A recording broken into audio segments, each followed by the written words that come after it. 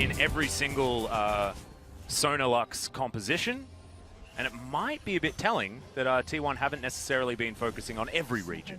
And maybe they've been caught by surprise. So maybe that's going to be something. I would expect T1 to know as Silent Knight Sona. What a glorious skin. I love that one. It's just so classy. Yeah, it's very nice. And just thinking about the two bands that they did go for, the Sejuani with the Aurelia is a great combo. And I suppose that with this kind of comp, you may expect another melee attacker up on the top side, and then the Renekton into the Camille. It looked like they were really trying to pick up that Camille and didn't want to have to go into the Renekton, but the point still does stand that, you know, with the giving the power to the top side and taking power away from the jungle, you're still going to get that give that very powerful jungle pick over. So it was kind of, you know, which hard thing are you going to go up against? And T1 chose the Hecarim. You'll notice Ignite Smite onto Onfleek as well. No need for Flash. You've got Onslaught of Shadows, so no worries there. Arcade Hecarim as well. Ability. What do you mean? No, it's because he's part of the trinity of Onslaught sort of abilities. You know, you got Onslaught of Shadows, Unstoppable Onslaught from Scion, and then you've got Unstoppable Force from Malphite, and it's like learning names in this game is just really frustrating. Yeah, you know, that's actually a really good way to remember stuff, is to group it up into stuff just like you did. So maybe that's the reason you just you're just really good at remembering things, Atlas. I'm absolutely not. That's why I don't speak Korean yet, dude. Well, maybe you just got to group them up more. Yeah, maybe that'll work. Maybe I can. I mean, if I did that with Juseo, then it's like actually everything, because you can say that to that's like everything. Very. It's like it's already grouped up, and it actually makes it harder. Yeah. Well, it's been almost a year. 4 days off there as KT's Prey did lose to Damwon Nuclear on the Kaisa in 2019. It was a different time, guys. It certainly was. Very different time. Nothing in that sentence made any sense for right now. I believe Prey is going to be on the LCK later, on Sunday Night League. I believe that's only on the Korean broadcast, but I think Prey, Marin, they're both going to be there, alongside Pawn, who's also going to turn back up. Onfleek's up here. Cuz is going to look for this dive. So Onfleek in position, doesn't exactly have the health bar. This is a dangerous dive at level 3, especially with the decoy available. Canna doesn't have the turret aggro. Grabs himself the physical shield. He's going to be okay. Good positioning there from Onfleek, but maybe could have cantered past the Camille in order to try and push him back in the other direction. He's sticking around here. There's a lot of pings going over to the red buff, and then he was kind of hanging around mid lane. He's walking so slow. It's like, you do. Just gonna take it. Okay. And I guess he can do that. Onfleek not exactly very healthy at this point in time. As we'll see whether he even... No, he's not even going to check. He's going to go back. As Cuz so far, 4-0 on the Volibear. Not bad. Teddy, just not great on first the pick. stats. Yeah. Apart from Summit, 1-4. Not great as far as the Wukong is concerned. But now, it's tactical sweep. Scary. Canna. Hookshotting. That's not what you want. That's a mistake, ladies and gentlemen. And Ignite very early. As now, oh my god, double teleports from T1. And that's the kind of respect you get with 22 solo kills under your belt. Canna's like, save me, boys. And they all came up. Yeah. Closer gets up there, Fate gets up there, and he did have to flash to get out of that one. Now Summit is going to save his flash. They're both going to TP back in. So it is going to be a nice little win here, as the cannon will be secured here by Canna. So good for him to pick that one up.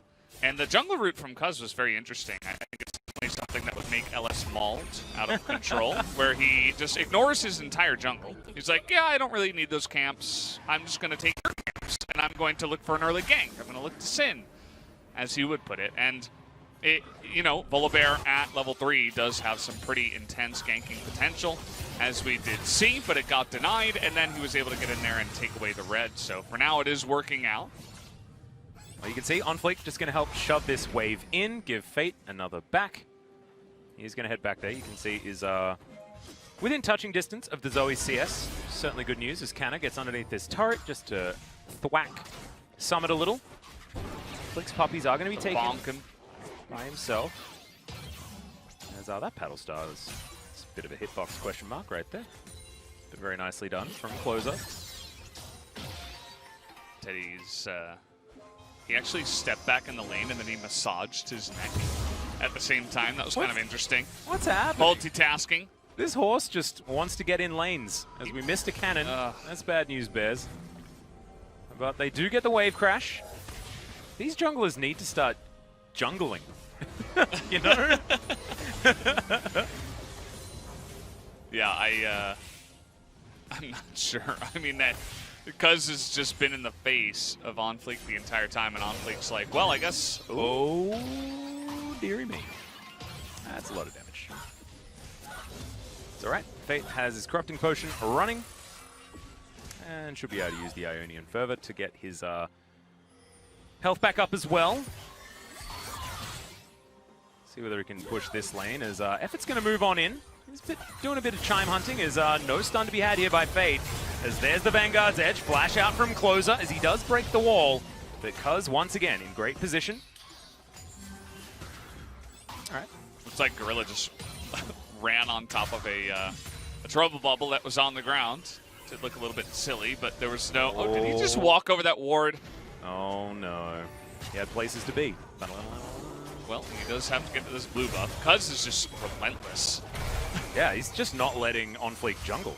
Oh, boy. That's what's happening as Root's going to come on over. Doesn't have the crescendo just yet as... Wow, that was a magical journey. Yeah, he's a pretty good champion, guys, by the way. Yeah. You may have heard of him.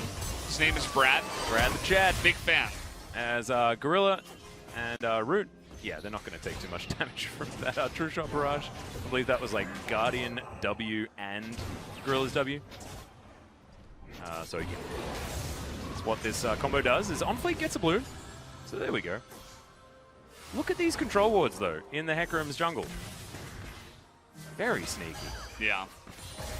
And that is something that OnFleek should be looking for, especially when the enemy jungler has been in your jungle about 3 or 4 times now in a row in the early game. It's definitely not uncommon to have control wards lying around sneakily, and there was the one that he ran right by, so we're going to have to hope that he takes that away eventually. Otherwise, they're going to have full knowledge on where that dangerous Ignite jungler will be, and will be looking for ganks.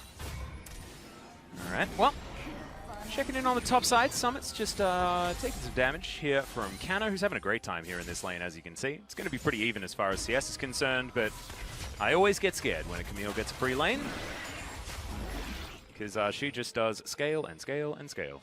True damage will do that. As you can see, gold in the lead here for T1 in every lane. Nothing's really happened. It's just been better laning. As you can see, 700 gold in the lead for the Ezreal.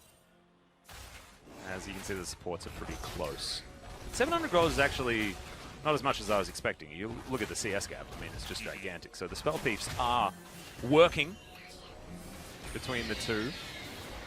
Yeah, stacking those up, and we'll get there eventually as we're taking red buff again.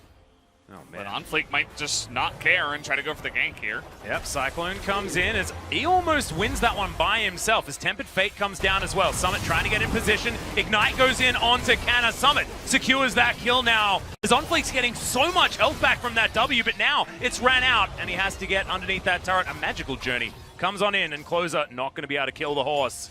It's amazing this time around as Summit is going to continue shoving this one through. So first blood going over to Sandbox. True Shot Barrage not going to find OnFleek. He's still on vision. They just see him everywhere he goes. Closer might try to get in there, but there is a control ward guarding him in that little brush. So he should know about the Zoe. We're not actually seeing this as the Zoe did use the flash to try to get in there. The picked up flash, not her own, but still able to pick up the red, and that's all good. And that's really good for Sandbox, I mean, especially when you're getting your red invaded and there's so many members up top side, and you're still able to get a kill and get out alive. Definitely a good trade for them, so gotta like it. You get the Wukong a kill early on, so you can continue building towards his expensive early items. Yep, definitely high value. I think that's exactly where OnFleek needed to be on this map, as he's now got his Pahage, double Pahages as far as the top side of the map is concerned. What? Pahage. Phage. Pahage? Pahage.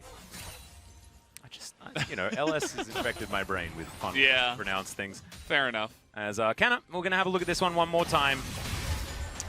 And it looked like Summit almost just had it under control by himself, to be honest. Yeah, and it was a good dodge here by Canna, and Effort nearly able to save him, but the Ignite comes down. They realize, well, he's probably not going to die from that if he has a potion ticking. Summit's able to get on in there with his own flash.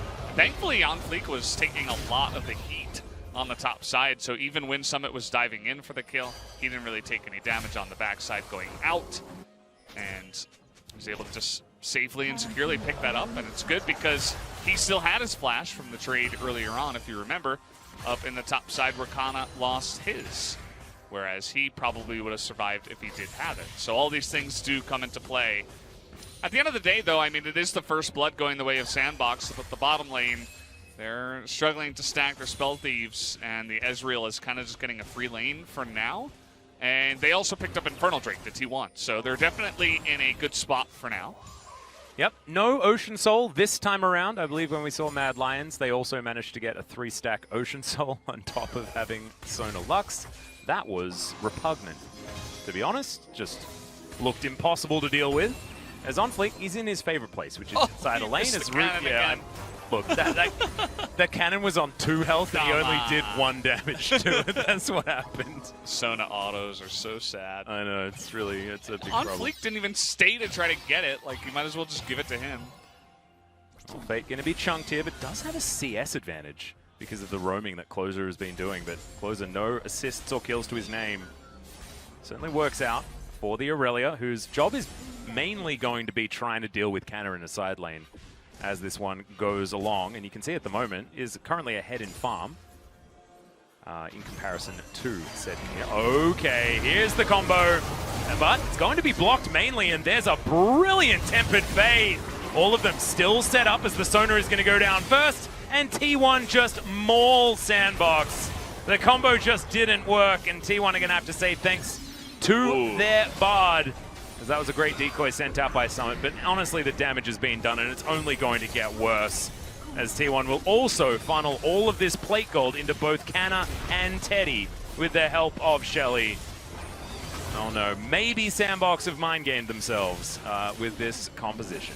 Yeah, I mean, they're showing a lot of respect to T1, and they're trying to really play something out of the ordinary to try to overcome them, and unfortunately, it doesn't work the way that it's played out in this game, at least. And there's a reason why Bard is banned so often, as Fate's going for it, but... Yeah, he's just not really doing any damage. Seeker's Arm Guard, pretty good item. And, yeah, Closer just... Yeah, he's even going to get some mana there, but... Yeah, just, I mean, in the fight, like, if Bard can set it up so that he catches both Sona and Lux, like... You're not gonna have a good time. It's just not. It's just not gonna happen. As a lot of action, a lot of trading back and forth here. And True Shot Barrage just soften up Summit. Another Mystic Shot as well. Teddy looks angry. As OnFleek, I believe, was able to take that Rift Scuttler, and as you can see, he was. So Gorilla and Root just parked themselves in the mid lane, Closer with not very much mana available, and Canna's looking to steal away this blue buff. We'll see whether Fate's going to move in to try and grab it. As Effort sweeping out Vision, as that might have been a dangerous Nimbus. What's it called? Nimbus Strike? Nimbus Strike. I think it's Nimbus Strike. It is. I just couldn't remember the word strike for some reason. Closer's being a bully. He is. He did not have to TP to that ward to try to trouble bubble the Aurelia. Just maybe hoping the Aurelia wouldn't realize. As there we go. There's the replay. All right. And yeah, I mean. Like, okay, you're trying to set this up, but look at Effort. He repositions himself, and he gets the perfect ult. And at first you're like, well, you know, maybe some of the damage from the Volibear is denied, but the double stun comes in. The 2 supports are doing nothing, and they're so squishy right now. And they're set up in a place by the Bard where they cannot escape. And just like that, in one fell swoop, Bard carries the whole fight. 아래 텔 봐줘 우산이 형 공 써봐. Watch the teleport. 야 각 좋아 It's good, it's good. 소나부터 Get Sona. 헤카리 점사해. 헤카리 50 노플 No 50노플이야. flash on Dekko. Kong. Yeah, just effort leading the charge. He's talking so much. Yeah. He's going into that, and I also really love did it. set it all up. We were talking about him being a shot caller earlier, and now he's on a champion that has so much agency at the same time. Like, Bard does it all. He's just too versatile. And with Effort having such a strong voice on the team, it certainly does help out as well. So really, really cool to see Effort taking control and also just playing really good. But it's not over yet, you know? Sona Lux is a scaling composition. You're supposed to get the horse super tanky. He first needs a Trinity Force, not tanky yet. And then you're going to have so much healing, not even 1,000 Morellonomicons could stop it. Yeah, and that's why, as Sandbox, with this composition, you can't be running into the river. Yeah, right. And grouping up against a Bard and making it really easy. It's not the easiest composition to play, especially for the bottom lane. So there's a lot of pressure onto Root and Gorilla, at least early on in the game. Once it gets late game, you can kind of, chill back, give some shields and heals, support your big ol' horse. But until then, you can't just be given free gold over to the enemy team, which is unfortunately what happened. And now it's Teddy on Ezreal, 2-0-1, and he went Trinity Force. Yeah. I think he might just be able to close the game out himself. We'll have to see how quickly T1 can close this game out, though. Still only that one kill on Sandbox's side as far as any sort of objectives. Top outer turret has been taken, bottom outer turret, and mid outer turret. T1 are in so much control. It's the fastest I've seen T1 play in what feels like 6 months. It's crazy. But also, Sandbox have a composition that doesn't really work in the early game. Just doesn't. Doesn't really function yet. And you need items. They need things to not go quite as catastrophically as they have so far. As you see Summit, he's a long way away from his Trinity Force. Same thing can be said for OnFleek. Thankfully, Fate does have his. And we'll see whether they can actually get the team fight to work. Because, I mean, doesn't matter really how the early game goes. This Sandbox comp still does work really well if you can get the enemy team to clump up and you can fight them. Maybe don't focus on the Volley Bear who can just eat all the CC with his ultimate. That's probably a whoopsie. Yeah. So maybe find a different champion like any of the other champions. Yeah, And any then of do it the there. other four. I mean, maybe not Canna because X-Tech Ultimatum also dodges CC. Oh no. Maybe this is not the composition to play this into.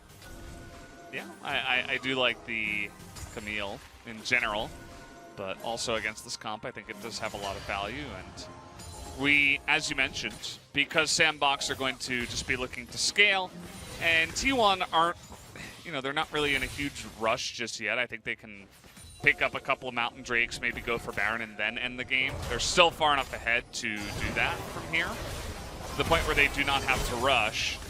I think we are just going to enter a little bit of a lull in the game. Yep, potentially a lull state here. You're right. Sandbox, not going to lose too much health under this turret, as you can see. Not a lot of range as the bubble did connect onto the Sona. Having a bit of a zoom out, checking out Summit and Canna fighting on the bottom side. Oh my god, it's like 2 autos. It's Trinity Force, What? right? He has QSS too, so... Damage is ridiculous. Fate is just, Teddy is just gigantic. Onslaught of Shadows used defensively. Gorilla and Fate both set up as that is a beautiful Cosmic Binding. Summit moves on over, but even he's not tanky. Remember, he's trying to build a Trinity Force. Only has 2 bits of it. Oh man. Yeah.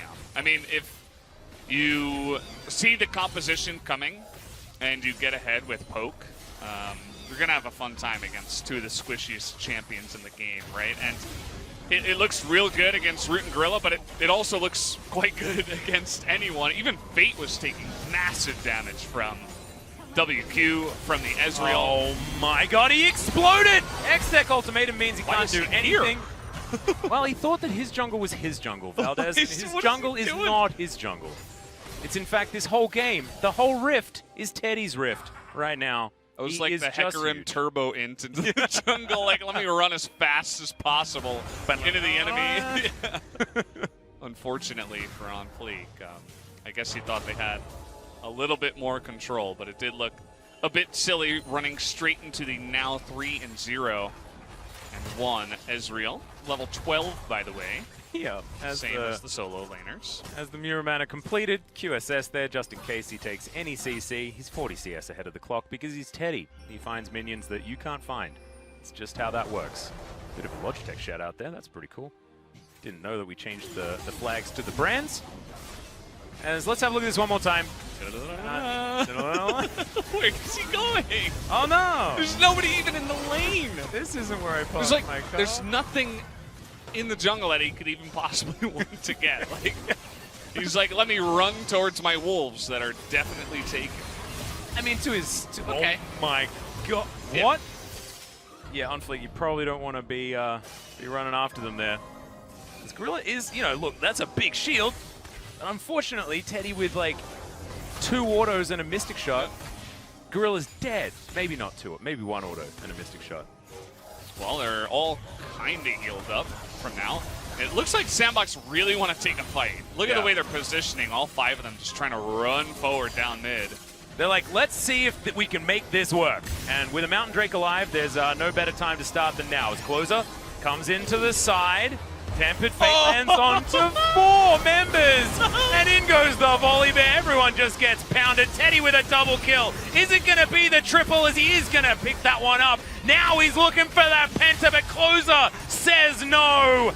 And Effort gonna fly on through his magical journey, and he's taking his team on 1 here today. As T1 will be able to close this one out. Probably their fastest victory in the 2020 summer season. Wow. I think you might be right. I think this might just be the end. Gorilla's going to spawn. As you can see, Effort is already setting up for it. You have to call this... Oh, they're not going to go for it. If this was Dom 1, they would have gone for it. Oh, yeah, the game would have been over. But T1, they're a little bit safer. They're 6-0 Ezreal. Just not good enough. He picked up a lot of gold. We need to get him another item. Maybe then we can fight. Maybe he can go back and finish like Death's Dance and Mercurial Scimitar with the amount of money that he has. I don't know. He's got a lot of money. Do whatever he wants. He can buy a Leandry's right now. He can buy him a Dies. Let's do it. And he's even going to be able to take the Drake. So this is Sir Bradley McChattinson. I don't know why you're leaving Bard available against this team. God! Look at that onslaught of suicide. They propagated the snowball for sure. They definitely did. Propagated hardcore. And there just wasn't, I mean...